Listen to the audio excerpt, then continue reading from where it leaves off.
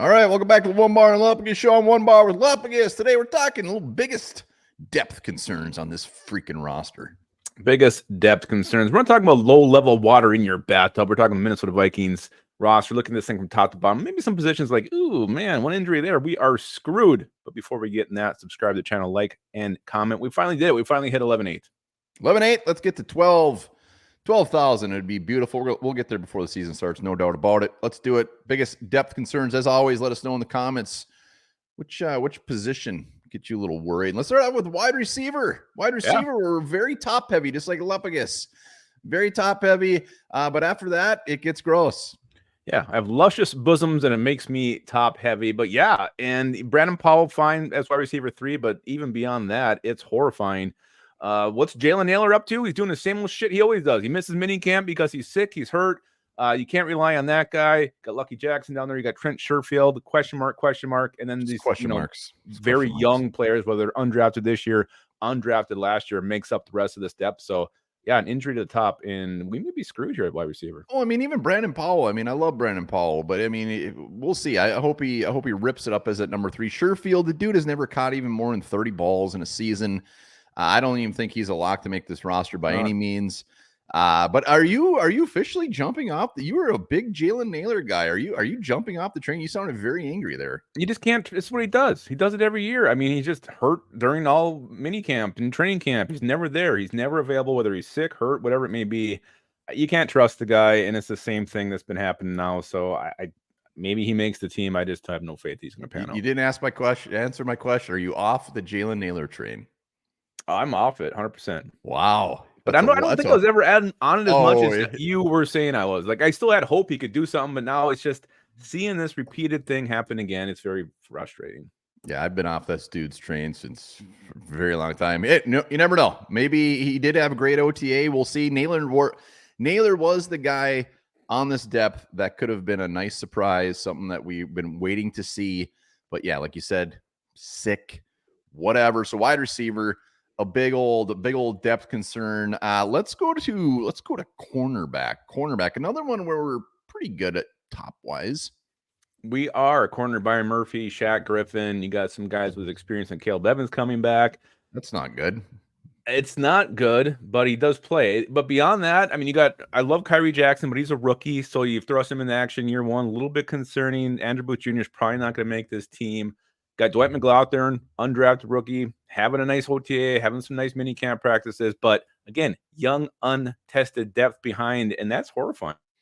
Yeah, and I'm not lumping Caleb Evans as a good thing. I think that's a bad thing that he's on our like he does not add any depth. So really, it's Shaq, it's Byron Murphy, Josh Metellus is always kind of mixing in there as well, which is nice. And who knows? Kyrie Jackson might turn out to be fantastic. We just don't know. We got a lot of unknown commodities, and Mekhi Blackman, a guy who could take a step up. So there's hope here. There's more hope here than at wide receiver, but man goes down and Kyrie Jackson's all of a sudden CB2 as a rookie. That's definitely going to be a little bit of an issue. It's always a concern when you have a young cornerback out there getting their feet wet. You never know how they're going to be. And I love Kyrie Jackson, but again, yeah, if that's your next guy up, it's concerning. It's concerning, but I do love Kyrie Jackson. Let's go back to the offensive side of the ball. Let's go to that damn running back spot. We got Aaron Jones, who hopefully tears off 3,000 yards on the ground this year, but we do know he's had some injury problems. He's not the youngest guy. And behind him, it's Ty Chandler. Yep. And I'm fine with Ty Chandler as number 2, but if Aaron Jones gets hurt, Ty Chandler is number 1. Who's behind him after that? That, to me, is the issue. That's what scares the hell out of me. Myles Gaskin was on and off this roster last year, practice squatter. I don't think you can rely on him. Kenny Ngwangu, just a return guy. He never sees the field on offense. And then you got frickin' Dwayne McBride, who looked like complete ass in the preseason last year. So I don't think we have a running back 3 on this team right now. And if we bring in anybody from the outside, I think this is where we do it sometime this summer. Yeah, and I mean, I think a lot of teams generally don't have that running back 3. If you get down to that point, it's usually you're going to the free agents, whatever. But it's just like if Jones goes down, it comes down to Ty Chandler. Can he be RB1? We'll see. But yeah, it gets pretty thin real quick. Well, and then you look at CJ Ham. Don't forget about CJ Ham. They had him running all these routes again, 15, 20 yards down the field. So he's still a very integral part of this offense, whether you like it or not. Well, I mean, according to his snap count, he's not. He doesn't play. They can do whatever they want with him in practice, but he doesn't play. I'm like, why are we seeing this again? 20-yard routes from CJ Ham.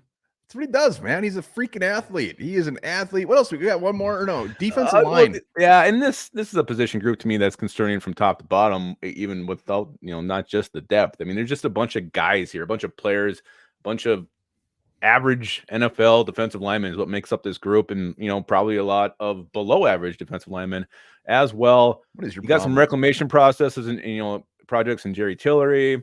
Who knows what Jordan Williams to bring to the table. We hope someone can emerge from this group, but even when these top guys who aren't really top guys gets hurt, it's unproven guys behind them, and that's horrifying. Last year, this time, I was really big on Dean Lowry, was convinced he was going to have a beautiful season, just going to be that guy that does all the hard work, get some sack numbers. Jerry Tillery is my guy this year. He's going to give me some redemption for how off I was on Dean Lowry. Jerry Tillery is going to make me look like a genius, because Jerry Tillery, he's going to have 6+ sacks. He's going to be a big part of this defense. He's going to start 17 games, and he's going to make Kwesi look like a genius. Well, I'm loving the Jacqueline Roy news. We're hearing how good he's looked. I hope that continues. I hope that carries over. I hope that continues to grow, and we actually start seeing it on the field this year. To have someone that can emerge would be huge. And I'm also very high on Levi Drake Rodriguez. This Vikings team seems like they love this dude. I know it's a 7th-round pick, D lineman, but I think this is a guy who could probably actually, see some snaps this year, maybe see some production as well. So those are my two guys I'm hoping on can emerge. Yeah, I would love those guys to come here and rip it up. I also love the fact that, everybody's getting good news right now. OTAs, this guy's looking great. This guy's looking great. This guy's looking great. That's all we're going to hear right now, and we're just going to drink it up because I love positive Vikings news, and hopefully Jacqueline Roy is actually tearing it up, and he's going to be the next damn Kevin Williams. Wow. That would definitely be something. Let us know in the comments what position gives you the most concern, makes you the most worried, makes your stool soft, as we like to say here at the Onebar Lupagus Show. Let us know in the comments. Also remember this: Mickey Mouse was the first non-human to win an Oscar.